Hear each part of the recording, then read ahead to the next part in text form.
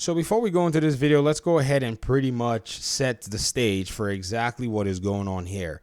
Now, longtime Xbox aficionados, you really have to be a little flexible. If you're kind of stiff-necked, you're not going to like the way Xbox is actually taking things. However, you have to look at the strategy that's going on. This is a game of chess.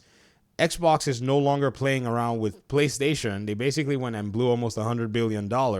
So you expect that, new management's going to come in and start creating new strategies as to how things are going to go. Many of you remember Satya Nadella and how he talked about wanting to bring games to as many people as possible. Let's go ahead and listen to this 2-minute clip, maybe a little short of it, to see if, we're actually on the mark in terms of how we're following Xbox's business strategy currently. First of all, you've got to remember, we built our games, like Flight Simulator was built before even Office was built at Microsoft. So we have a long heritage in gaming. And so we want to really bring the joy of gaming to everybody. That's our mission. So we want people to be able to enjoy the games they love on platforms they are, playing in, and that's our goal. So we love the console, the Xbox, we love the PC, we love mobile, we love xCloud, which is the streaming service, so that you can even play on your television and what have you. And so that's it. And Activision is a fantastic partner of ours today that we want to be able to sort of take all their content and make sure it's available on every platform. But analysts are saying $70 billion. So, you already know the strategy. The horse's mouth basically has actually laid it out to say that all of this conversations about where games are going, Xbox is already committed to going into it. One thing that's interesting as a contrast to PlayStation is they're somewhat very, in a sense, careful about how they actually are talking about their commitment to PC, because they hedge a lot of their own gaming on, and it's central to their, console and their ecosystem. If it's healthy for their business, then good for them. Xbox and Microsoft do not think that it's healthy for their business. I know, even though contrary to what they think, a lot of folk on the gamer side who don't run the business nor invest think otherwise. They think that Xbox should follow what PlayStation is doing, when we've seen that time and time again, PlayStation usually follows Xbox whenever it's leading in a specific direction.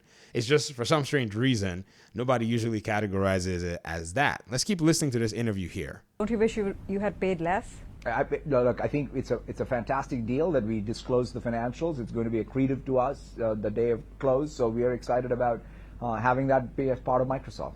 Right. The US, UK, and now EU regulators think that, and their initial probe suggests that this deal would help Microsoft monopolize the gaming market. What's your view on that?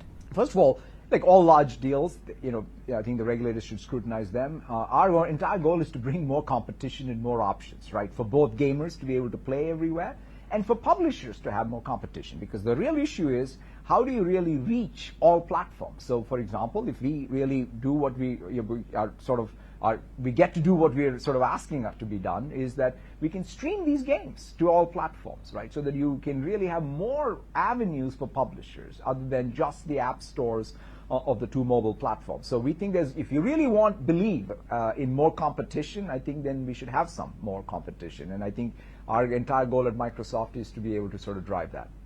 Heck yeah. So all of the news going around right now about Xbox wanting to take its games to other platforms, in my opinion, is very interesting because it follows exactly with their goals in mind. I think when Game Pass came into the picture, a lot of people did not necessarily understand what, Microsoft and Xbox's strategy was.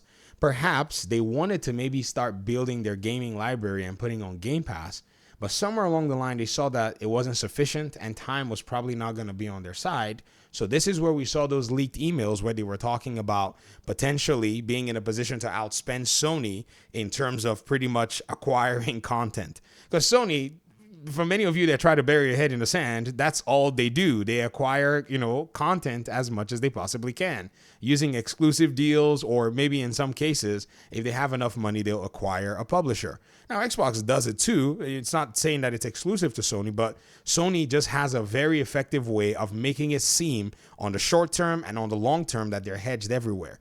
This is 2024. PlayStation has no first-party game coming out. However, third-party games is basically carrying them because this is a very core aspect of their business strategy. So Xbox looked and said, getting Activision is going to be the way that we go, But in this particular scenario, they had also been working on acquiring Bethesda. So Bethesda was basically them signaling that, hey, what we're going to do is we're going to buy content and we're going to put it on Game Pass. So right now, having had Game Pass and having, had a platform where they can put as much of these games that are coming from Bethesda, Microsoft Studios, Activision, and all of the others, they now are taking the next step in the strategy, which is bringing their games to more and more platforms.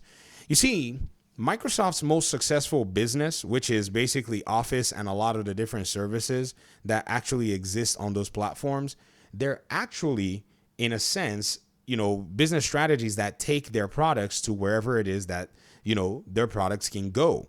And Microsoft Word, Microsoft Office, the suites, and all of those different, things, they basically go everywhere. They run on as much hardware as possible. They provide services across enterprise, personal, business, student, and so on and so forth. And it's made them a lot of money. I think they want to take gaming to this same direction. In fact, it's obvious that they want to take gaming to this direction, seeing how they basically partnered with as many people as they can to get their games everywhere, giving publishers, as Satya Nadella said, a lot more options as to where they can bring their games. Now, when we hear news in the space of, game journalism these days, when people are writing about this stuff, they usually talk about the fan sentiment. Now, the fan sentiment can be very critical and important in a sense, but this is such a critical time that because of the way the economy is, because of the way things have been going in gaming, fan sentiment and, basically customer behavior have to be weighed very carefully, and customer behavior will always win, which is people will buy games that they're interested in. And for the most part, if you make your game accessible and available, people will buy those games. So the sentiment of hardcore fans, like I highlighted in one of Jez Corden's, articles that he wrote, where he highlights that some fans are concerned with Microsoft moving its exclusives out of the platform. That sentiment is in a small select community of gamers that are vocal on platforms and social media spaces like Twitter and maybe on YouTube. By and large, the greatest and biggest community of gamers do not exist on these platforms. It's obvious because if they did, a lot more of these content creators will be drawing in a lot more engagement than they actually do. So the reality is your regular Joe is not paying attention to YouTube videos like these or articles like, like those written, or Twitter feeds or Twitter posts or tantrums, like I will call them sometimes. And they just look at the store where the games are being sold and they buy what is there. That's literally how majority of gamers actually operate. So if Xbox brings a game from Bethesda Studios called Starfield and puts it on PlayStation, I don't know if they're going to do that, but if they do that, people who played Elder Scrolls on the PlayStation platform will look and say, oh, Bethesda made an RPG. Maybe I want to check it out. Maybe I don't want to check it out. And that particular paradigm, I think, is pretty much where Microsoft thinks that they're going to be making money from. It's not guaranteed. It's a risk that they're taking, but it's still a risk that anybody who is in this business right now is more than likely going to be gearing up and positioning themselves to actually take. And also, the competition now brings them to PlayStation's home turf. You see, one thing that, Xbox hadn't necessarily done in the last few years was find creative ways to actually go toe-to-toe against PlayStation. PlayStation dominated in the PS4 days, and it kind of put Xbox in a really weird place where they were just basically, in a sense, cowering almost in shame that they were not doing as well as they had done in the 360 days. However, this time around, there's a little bit more of what I call a crafty sense in terms of how they're approaching things. What I think is going to happen is this. As I've said before, they will probably put, a market pressure of some kind, having their games on PlayStation, where players look and say, I can always get these games for, from Game Pass, or I'm going to pay for these games. Also, it can also create what I think is some market pressure on top of PlayStation games themselves. You see, PlayStation exclusives were not necessarily flying out the doors. I know many people might say, well, 15 million copies, 25 million copies and such are big numbers. And I agree, they are massive numbers. However, they don't necessarily match the number of people who have accessibility to them. What I mean by that is, if you even take, say, just the PlayStation 4 consoles compared to God of War Ragnarok sales, you'll realize that there seems to be a disparity when you basically compare it to other platforms like Nintendo. Nintendo will sell 50 million copies of, a game like Zelda. However, it takes, basically a long time for a game like God of War to see even 20 million copies on PlayStation, which basically has the PS4 right now has, as many, or if not a little less than the Switch consoles that are out there. So there is a disparity. PlayStation fans and PlayStation users are mostly not only buying the PlayStation games. They don't buy games as much. And if Xbox games come into the mix, especially in categories where PlayStation is deficient, or especially in years like these, when PlayStation basically has no first-party output, I think it's a really competitive opportunity for them. I mean, think about it. This whole 2024 is going to go on by, and PlayStation's not going to release any first-party game, except stuff that's third-party that will probably still show up on PC. And then at the same time, Xbox is over here dropping games on PlayStation. And then in some categories, Xbox really does have some strong games like Call of Duty, which they were never going to, take exclusive. And then games like Gears of War, which if they bring on PlayStation will be really interesting. I want to see how that plays out. And then even, in competing with them, they can basically bring Forza to look at, Gran Turismo as a, potential competitor. So they're not only going to bring games that, PlayStation right now is deficient in that category, but it will also bring a game that competes with PlayStation in an established category. This market pressure is as competitive as I think you're going to see it in a long time in the console space. I'm interested to see how this actually plays out because for me, and in my opinion, I think this is going to be beneficial for a lot of gamers. I don't know about you, and I know for console warriors, this is going to be console fodder for them. I know the PlayStation side is going to be like, ha, ha, ha. But little by little, those PlayStation fanboys, they're going to be the ones that are actually playing and enjoying these games because they already seem like they are, or gamers anyways, with Sea of Thieves and the others.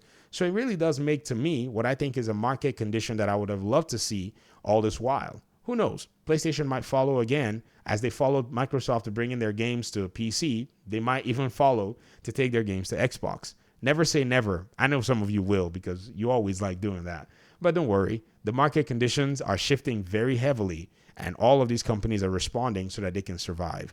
Let me hear your thoughts in the comment section. Thanks so much for watching the video. Appreciate you guys' time and audience. Hopefully we'll talk pretty soon in another one. Peace out.